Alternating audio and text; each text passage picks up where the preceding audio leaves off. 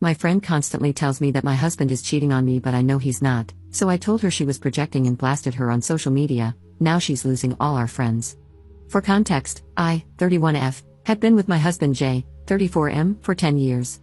We met through mutual friends, began dating shortly after, and became engaged after being together for about 2 years. We aren't legally married yet, as we both agreed we wanted an all-out wedding and to travel for our honeymoon, but that is expensive AF, and we wanted to prioritize spending our money on things like our house, our vehicles, medical expenses, and so on. We bought each other matching rings that we wear as if we are married, refer to each other as husband and wife, and present ourselves as married socially. We just haven't actually had a wedding. Our families understand this, and since we are both children of divorce, our parents were fine with us not wanting to get married, since their opinion of marriage was somewhat skewed, to put it politely.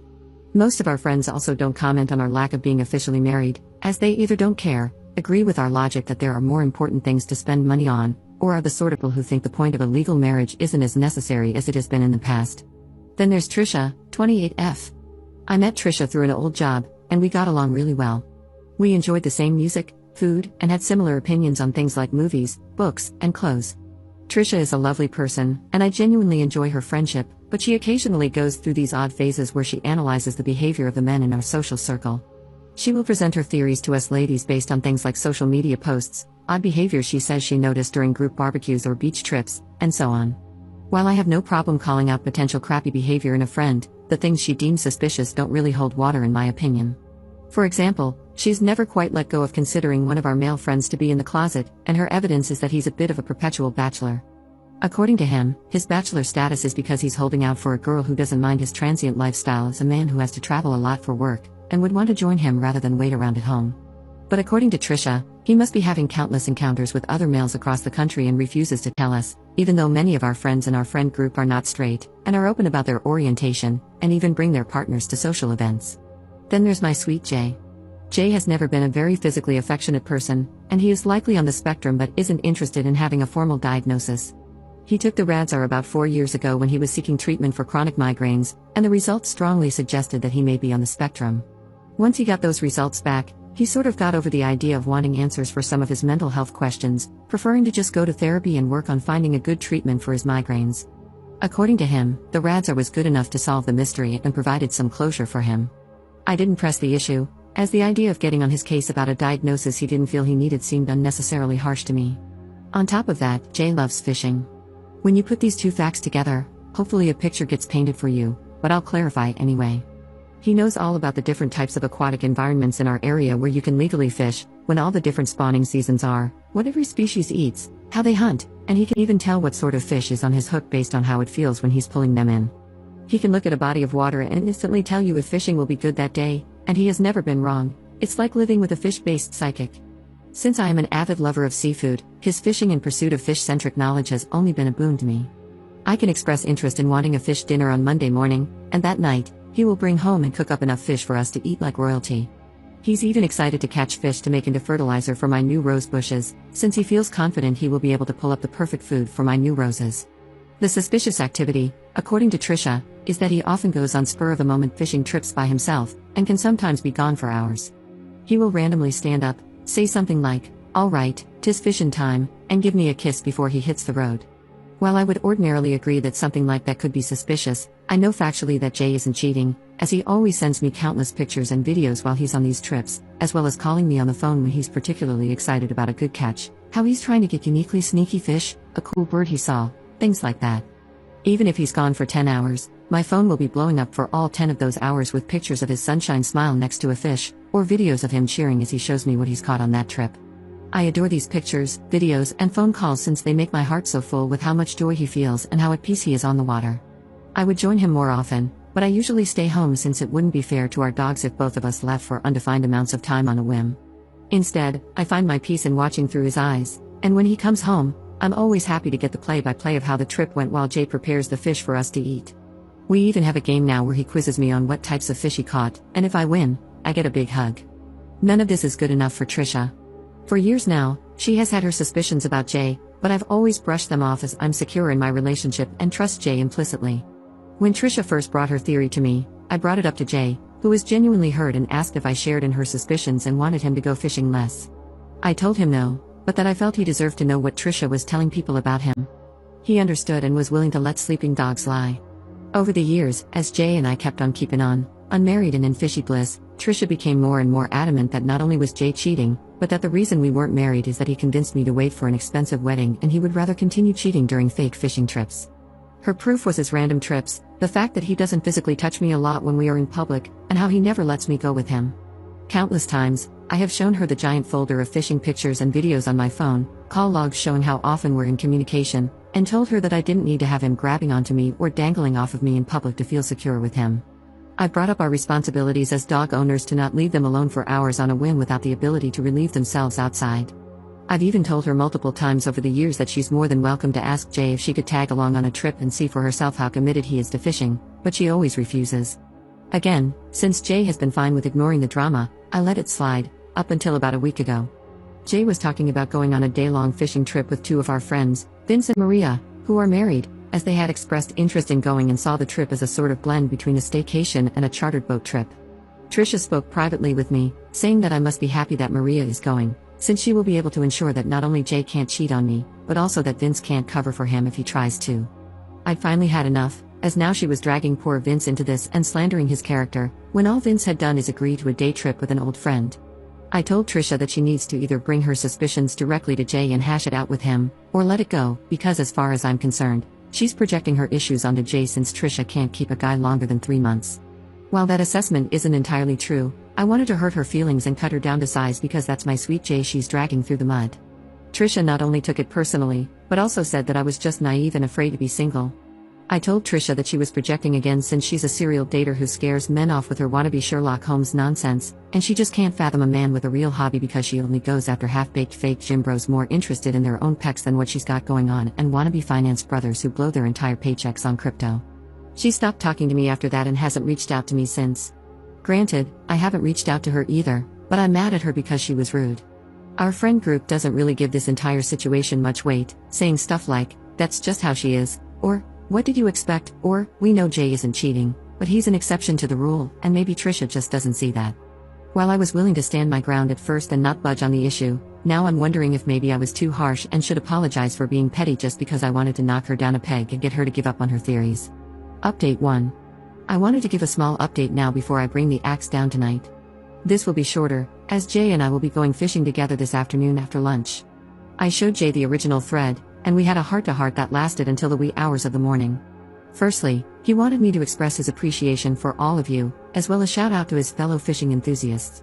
He encourages you all to get out there and try your best, regardless of your success, and to share with him the joy it brings, even if we can't all go fishing together. After going through all of your beautiful words and generous support, we shared our thoughts on the matter not only as a couple, but as two people with different levels of attachment to the individuals in our friend group. We both agree that we had been holding on to these friendships more out of a sense of nostalgia and a desire to be kind, rather than actually examining what these friends brought to the table and whether or not they enriched our lives. We had been distracted by a desire for community and old bonds, sacrificing our comfort and respect not only for ourselves but also for our choice to be together and have a dynamic that some may not view as normal or valid in some capacities. While Jay and I have different views on what certain friends mean to us, we agree that enough is enough, and it's time to not only establish boundaries but also to not give an inch to those who have caused us to come to this, Trisha especially. That said, Jay is a good man, a strong, whip-smart, generous man, and reading the feedback you all provided made me realize something. I'm freaking angry. I allowed a venomous waste of air around my sweet Jay. She slandered him, belittled me, devalued what we have, and I allowed it, like some sort of coward. It's going to end now, and I'm ending it my way.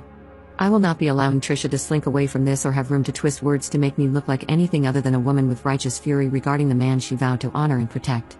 I'm sorry to report I will not be taking the high road, nor will I be handling this with tact and decorum. I'm blowing this biatch's social life sky frickin' high, along with anybody who sides with her. Scorched earth, no prisoners, blood for the blood god. Update 2. I'm going to keep this as brief as possible while still covering it, as there is a lot to cover involving about 15 people, and it's all still hitting the fan. During the fishing trip yesterday, I blocked Trisha on everything and reached out to people to say that Jay and I would be distancing ourselves from Trisha, why we were, and shared what theory Trisha had about them if there was one, along with any screenshots or evidence I had of Trisha talking about them.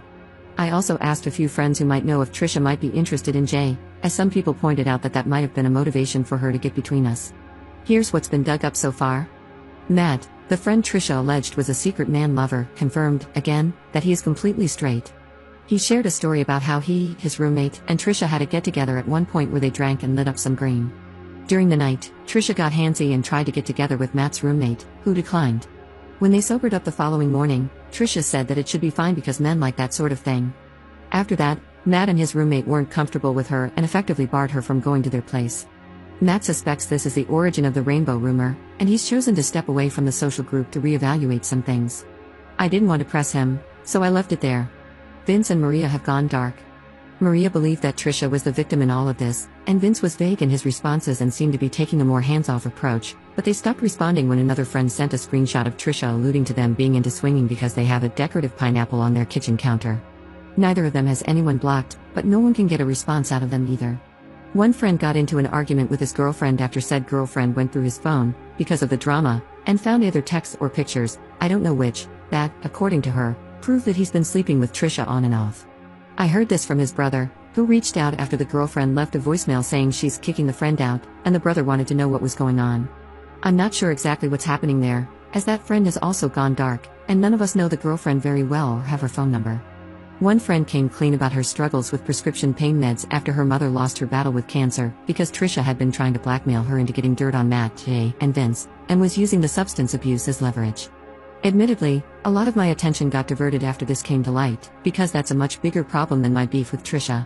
We are still working on creating a good way for people to be a support system for her moving forward, and that will be what we as a group will focus on from here on out.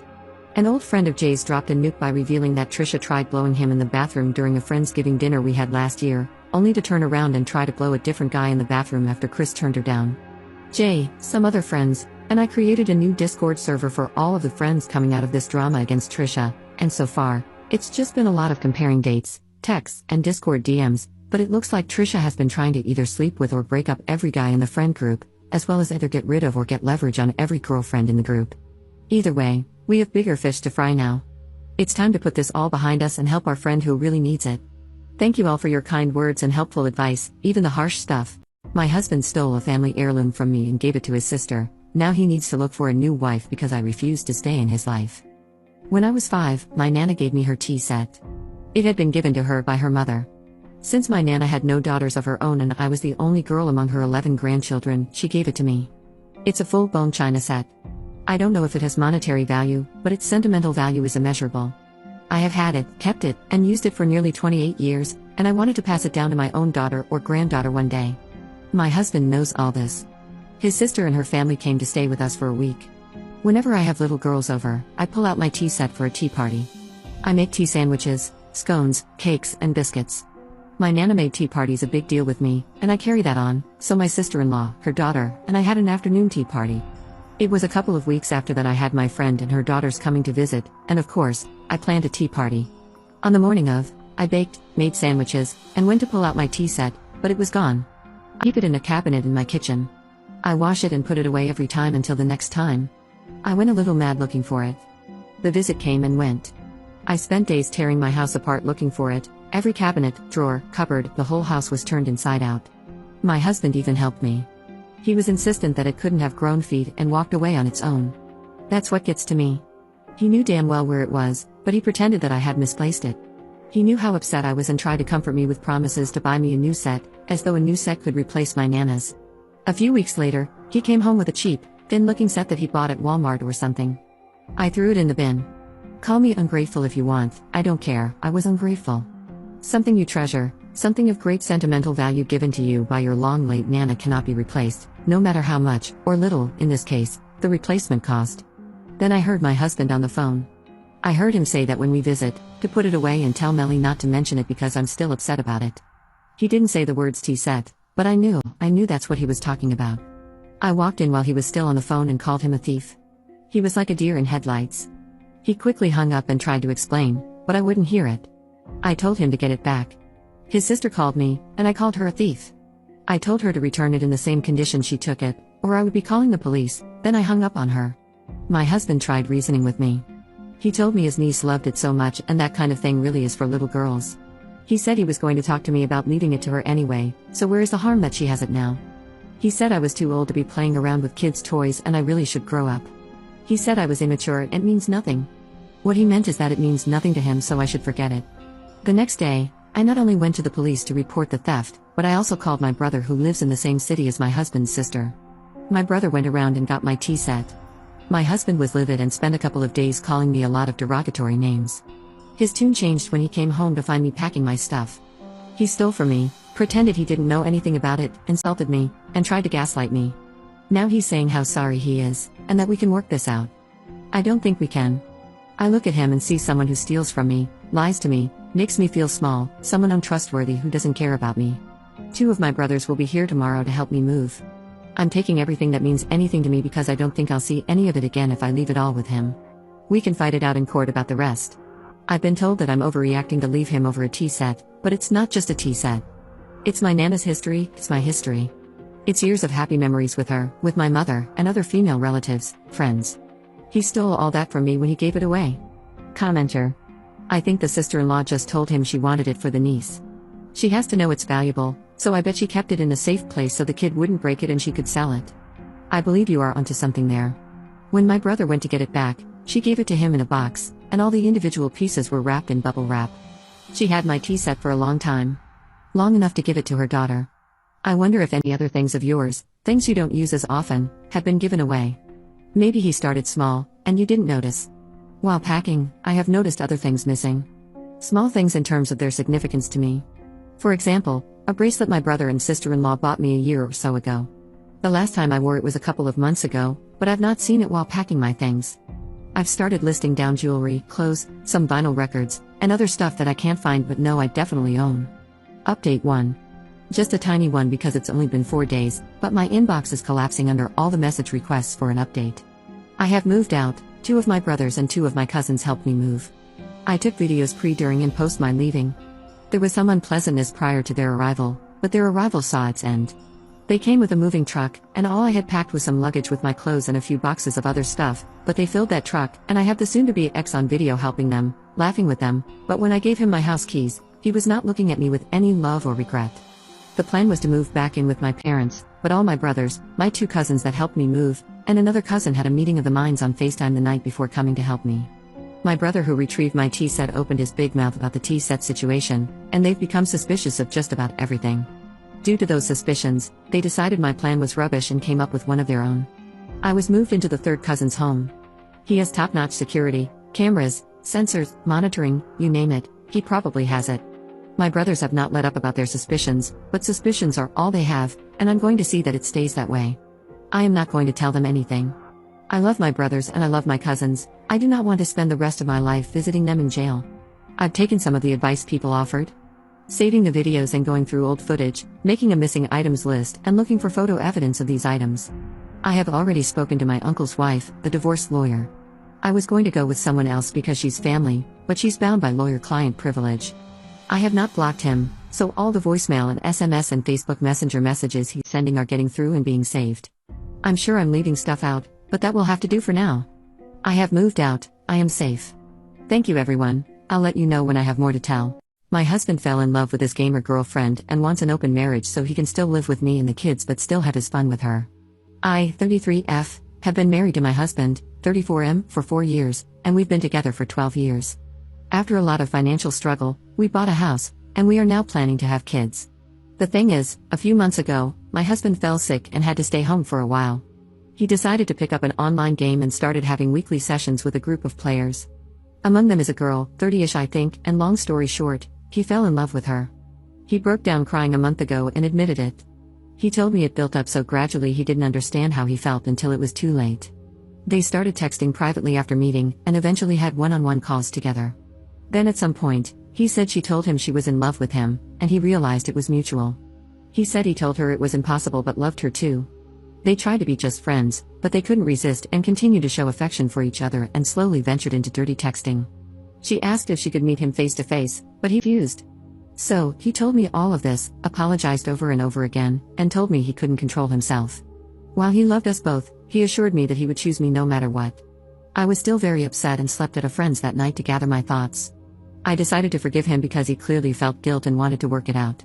I told him that while I was deeply hurt, I still appreciated him coming forward to me and being honest about what happened. We got into long conversations about how we were feeling in our relationship. I accepted that he could love someone else but said I didn't like how he handled it, and he agreed. Then yesterday, he asked if I was comfortable opening up the marriage to polyamory. He said he still wanted to live with me and have kids but couldn't erase nor ignore the feelings he has for her. He says he wants to do it right and let us both see other people, with clear boundaries and communication, and still be present for one another. I'm gonna be honest, it made me very uncomfortable at first. We have several friends who are poly, and I know more or less how it works, but I never really thought about getting into it myself. I am not against it, it just never crossed my mind before. I'm trying to think it through, but it's a lot to take in. Sorry, my writing is probably messy, but it's kind of hard to focus. I guess it's too early to decide, and we have a lot more to discuss beforehand, but still, could you guys give me your opinions on this? Thanks a lot. Update 1. Hey guys, sorry I didn't reply to all your comments. I'm very thankful for them, they helped me realize hard, but fair, truths about the whole situation. I waited for a bit to think about it all and had multiple long discussions with my husband. I wanted to confront him before making a final decision. To answer some of your questions, the other girl wanted to meet him, but they never did. Partly because my husband refused, but honestly, mostly because she lives too far from here. I still got checked for STDs, though, and I'm clean. As for our polyamory friends, they apparently were the ones who suggested him to go down the polyamory road. I stopped talking to them for now, I'll deal with the bigger problem first. I told him his actions hurt me deeply and that while I appreciated him admitting his affair, it was still infidelity. I told him what you guys said, that turning it into polyamory was merely greenlighting the affair after the fact, that polyamory should be built on mutual trust and communication, which he already broke, and that I didn't feel respected. It destroyed him. He said he already knew, deep down, but didn't want to admit it, neither to me nor to himself. We both screamed and cried a lot. He finally admitted he wanted to open the marriage for selfish reasons. He is very sorry. He cut off contact with the other girl, let me fully access his computer and phone, and now wants to go to counseling to repair our relationship and marriage. He is showing me a lot of affection and attention since then, although he admits himself it's sometimes out of guilt and not just out of pure love. And now I want to make it work too, but do I really? Maybe it's the sunk cost fallacy, I don't know. Our first session is in 2 months, the earliest we could get, and every day I change my mind. Literally yesterday I wanted to leave him, while today I think it's worth giving it a try. Because we've known each other for so long, we understand each other on a very deep level, share a lot of interests, and have already built so much together. He was there for me during hard parts of my life, and he took responsibility for his actions and is really trying. Plus, if I leave him, I'd have to start my life nearly from scratch, find a new place to live, and go back into dating for the first time in 12 years. I don't want to lose everything, it sounds very hard and scary. Am I not too old for this? But at the same time, that's a form of denial, isn't it? It doesn't matter if those years were good, it's not going to be the same. Even if he gains my trust back, even if I forgive him, I'll never forget. I think he is genuinely remorseful, but isn't it too late for that? I'm too empathetic, him being present now doesn't erase what was done. Do I want to stay not because I still believe in this relationship, but because I don't have the strength to ask for a divorce? Because it's the easy choice, some kind of codependency? I have no idea. I can picture both paths clearly, and it's tearing me apart. I am lost, maybe even more than I was when I wrote my previous post. I've lost sleep and appetite, and I'm not sure I enjoy anything in my life anymore. I booked an appointment with a psychologist, for me alone, to help with this whole thing. I am sorry, at this point, I am rambling. I know I am the only one who can decide what's okay and comfortable for me or not. It's ultimately my choice and my choice only. The emotional hell I am going through just makes thinking about that choice very hard and paralyzing. I'll go to both therapies and try to see what to do from here. I'll try to update, but it's probably going to take a while. I want to thank you again for your support, and I am sending you guys a lot of love. Edit. A couple of pieces of information I should have mentioned but didn't because putting all of that into writing without omitting something is much harder than I thought. He cut off contact with her because once he told her he was married and wanted us both, she just ran away and broke up with him. There are times since then where my husband starts feeling sad or angry because of what's basically withdrawal. And for that, he's smart, at least sensible enough not to blame me. What kind of marriage did we have before this crisis? It will sound so naive, it's my first and only romantic relationship, we were very close and basically grew as adults together. We could talk about anything and understand each other, and we shared the same values and interests. What changed, I think, is that we got into a routine, and he got bored. During our argument, he said he was addicted to the attention the girl was giving him and that he felt I didn't show him I was in love with him enough anymore. I told him that even if it was true, he should have told me instead of having an affair. On one hand, I have my faults too, and I could accept this as one of them. On the other, I was taking care of him and the house while he was sick. I don't think he believes it, I don't think he means it, but it makes me wonder whether I was actually a good wife for him, even though I am not responsible for his actions. Thanks again for your support, everyone. It's a lot to process, but it helps me so much. My husband wants to completely ignore his child from another relationship, and I love that for him, but my mother-in-law is trying to force us to bond with her. My husband, 42M, and I, 36F, have a very solid relationship. We have been together for about 13 years and have no children, but we are very active in my nephew's, 4M, life. For some background, my husband has a child, 16F, Laura, with whom only my mother-in-law and, to some degree, father-in-law have a relationship within his nuclear family. The reason being, she was conceived when her mom poked small holes in the condoms. It was a whole drama, and my mother-in-law begged my husband to have a relationship with Laura, but he simply couldn't. He even had to get psychiatric help in order to cope with it. The mom admitted she did it so he would stay with her due to responsibility, but it did not work. He pays child support because the law mandates it, but nothing more. I didn't hear about this news from my husband but from my mother-in-law, and she emphasized that she liked me a lot and hoped I would be a good enough person to foster a relationship between my husband and Laura. I was flabbergasted and asked my now husband it because my mother-in-law made it seem so different than the truth. He explained he was going to tell me before we moved in together, and to be fair, he kind of had already given me little bits of information here and there. He explained the whole situation and even told me I could go to therapy with him and see the psychiatric information if I wanted, but things were not as my mother-in-law said. His sister confirmed this as well and explained that this issue was the reason she was not as close to her parents anymore. Things went okayish for some time, and even the wedding went without issues. We all have several boundaries, and my mother-in-law more or less respects them, although she still has constant communication with Laura and her mom. We have had several cycles of very low contact with her. But things went into overdrive once my sister-in-law got pregnant with Mark. My mother-in-law started telling everybody it was not her first grandchild and all that cryptic stuff. My husband was so uncomfortable about it. She pushed for Laura to be involved in birthday parties, christenings, etc., but we all said no. She also invited both of them to her birthday party a couple of times, and we simply did not attend. Now, the new issue is that Laura has been so sad for not having her bio dad in her life, and my mother-in-law pressed my husband to do right by her. My husband said no and left immediately. I stayed while grabbing our stuff since I had brought food and told her it was not going to happen. According to my mother-in-law, Laura just wants to know my husband since he is her real dad, and despite being okay with her stepdad, it's not the same. She said she will give her our address and contact info because she is desperate for a connection. I told her I would call the police on all of them, and I said my sister-in-law will be very upset with her when she hears of this and to not be surprised to get less access to Mark. My mother-in-law called my husband cruel and me a bad person for encouraging his cruelty towards an innocent child. I told her I understand Laura is innocent, but she most likely would not be asking the same if it was a woman who conceived in the same circumstances. Am I wrong here? Edit. I thank you all for your opinions, even if you say we are monsters or cruel. I'm trying to keep up, but I think I need to clarify some things. I asked here not because I want to betray my husband, but because I stand by him no matter what. The condom did not break, and he was very into safe smashing. She assured him she was on the pill, but he wanted to be safer by using condoms. Yes, she admitted to poking holes when he asked her if she would consider fetus deletus and if not, if they could co-parent because he really didn't want a relationship anymore. She admitted to it, and my mother-in-law knows all of this. She is not in jail because my mother-in-law begged my husband not to report it, and he just wanted it all over. My father-in-law is like Switzerland now. At the beginning, he was up in arms until my sister-in-law asked him if he would feel the same if it happened to her. My mother-in-law is on thin ice with my sister-in-law since she introduced Mark to Laura on the zoo outing without consulting my sister-in-law first. My mother-in-law is not allowed alone time with Mark anymore. He has to pay child support until Laura is 18 or done with education in the country we live in.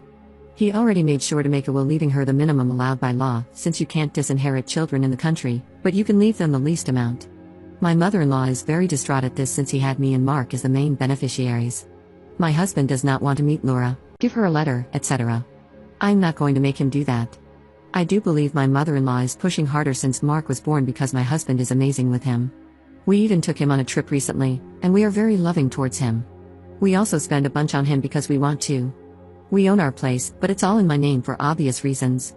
I don't know if Laura knows, but I would never tell her because it is not my place, and despite everything, I think it is horrible to learn and worse from someone you don't even know.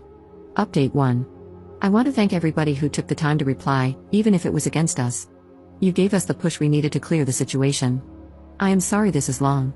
I showed my husband the post, and after spending a long time reading the comments, he decided enough was enough. Yesterday morning, he texted my sister-in-law and mother-in-law, telling them he would like to meet and have this over with. My mother-in-law said we could do it in the afternoon and that Laura was coming too. We all said okay. My sister-in-law and brother-in-law met us at the door because they didn't want to go in before us. It was really tense from the beginning. Laura tried to hug everybody, but we asked her not to. Then she tried to hug my husband, and he was slightly less polite and asked her to not touch him. My mother-in-law was very cheerful somehow, and my father-in-law was just offering everybody drinks and snacks. He was like living in his own reality. We sat down, and after what felt like the longest 5 silent minutes of my life, my husband turned to Laura and asked her if she could please leave him alone. Laura responded that he was her dad, and she would need his support when she goes to uni since she was planning to move to our city, and it was very expensive and hard to find a place. She said she knew he owned his own place and that he clearly had money to spare, so she was wondering if he would help her out. My husband said no, that he was already paying child support and would stop as soon as the law allows him to. She was upset but somehow kept going. She turned to me and said that at the end of the day, what is my husband's will go to her, since my mother-in-law explained the inheritance laws to her, and she wanted to be on good terms with me for when we need to decide what to do with the house, etc.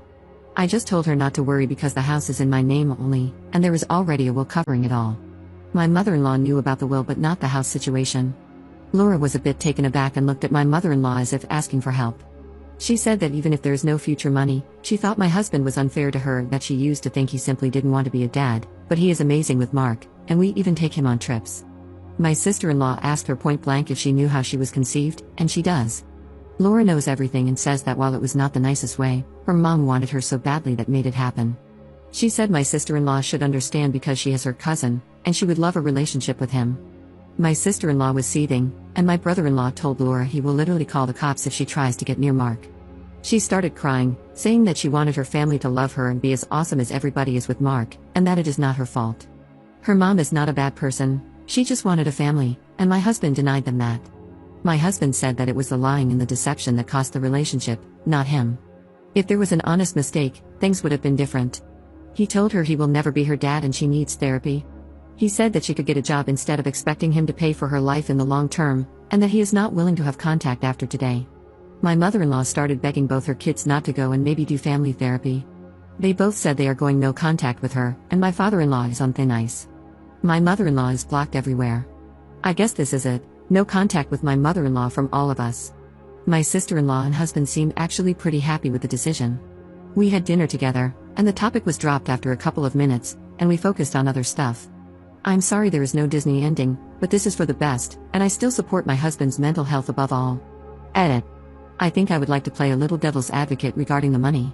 When Mark was born, we started being very active in his life. We have yearly passes to the zoo, get him nice things, pick him up from daycare twice a week, took him to Disneyland Paris, etc. I believe my mother-in-law was showing her pictures, and that is why it came out like this, or at least it is my assumption of it. Her mom is not poor by any means, but she does have 2 other kids.